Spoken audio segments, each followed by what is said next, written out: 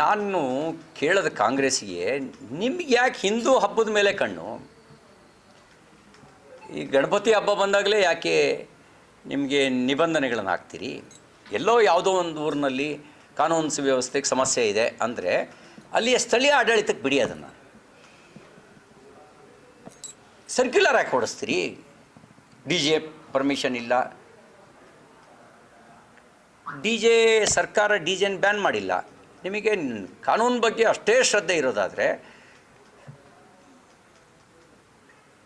ಹಲವಾರು ತೀರ್ಪುಗಳು ಬಂದಿದ್ದಾವೆ. 9 ಗಂಟೆಯಿಂದ 9 ಗಂಟೆವರೆಗೂ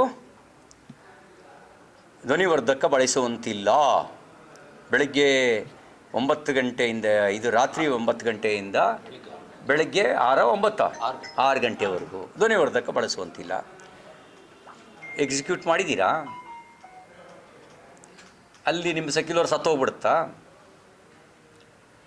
ಆದರೆ ಇಲ್ಲಿ ಬಂದಾಗ ಗಣಪತಿ ಹಬ್ಬಕ್ಕೆ ಮತ್ತು ನೀವು ಒಂದು ಬೇಕಾದ್ರೆ ನೀವು ಯಾರು ಬೇಕಾದ್ರೂ ಸ್ಟಡಿ ಮಾಡಿ, ಗಣೇಶ ಉತ್ಸವಕ್ಕೆ ಬೇರೆಯವರು ಬಂದು ಕಲ್ಲು ಹೊಡೆದಿದ್ದಾರೆ ಹೊರತು ಗಣೇಶ ಉತ್ಸವ ಮಾಡಿದವರು ಕಲ್ಲು ಹೊಡೆದಿರುವಂಥ ಉದಾಹರಣೆ 1% ಸಿಗಲ್ಲ.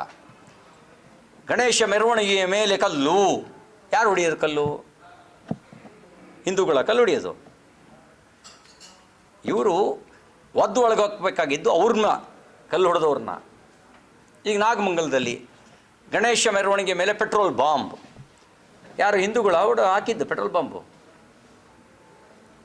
ಆಮೇಲೆ ಹೇಳಿದರು STPI ಕಾರ್ಯಕರ್ತರು ಒದ್ದು ಒಳಗೆ ಹಾಕಬೇಕಾಗಿದೆ ಯಾರನ್ನ? ಅವ್ರನ್ನ ಬಿಡ್ತಾರೆ, ಮೆರವಣಿಗೆ ಮಾಡಬೇಡಿ. ಅಂದರೆ ಈ ನೀತಿ ಅದು ಕೆಟ್ಟ ನೀತಿ.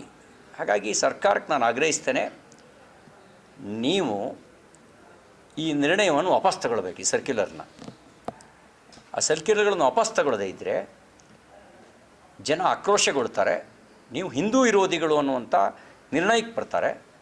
ಅಷ್ಟು ಮಾತ್ರ ಅಲ್ಲ, ಅವ್ರು ಕೇಳಿದ್ರೆ ಹೇಳ್ತಾರೆ ನಾವು ಹಿಂದೂಗಳಲ್ವಾ ಅಂತ. ನಿಮ್ಮ ನೀತಿ ಹಿಂದೂಗಳ ಪರ ಇದೆಯಾ? ನೀವು ಹಿಂದೂಗಳೇ.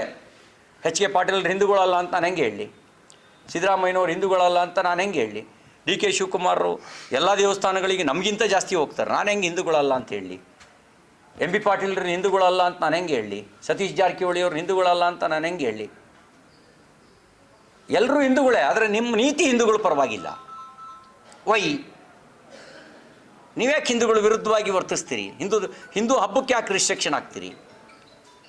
ಹಾಗಾಗಿ ನಿಮ್ಮ ನೀತಿಯನ್ನು ವಾಪಸ್ ತಗೊಳ್ಬೇಕು. ನೀವು ಯಾರೂ ಹಿಂದೂಗಳಲ್ಲ ಅಂತ ನಾವು ಹೇಳೋದೇ ಇಲ್ಲ, ನೀವೆಲ್ಲ ಹಿಂದೂಗಳೇ. ಆದರೆ ಪರಮ ಸ್ವಾರ್ಥಿಗಳಾಗಿಬಿಟ್ಟಿದ್ದೀರಿ.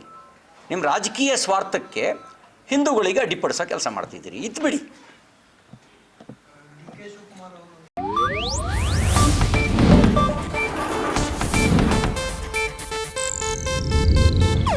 ಇದು ಏಷ್ಯಾನೆಟ್ ನ್ಯೂಸ್ ನೆಟ್ವರ್ಕ್ ಪ್ರಸ್ತುತಿ.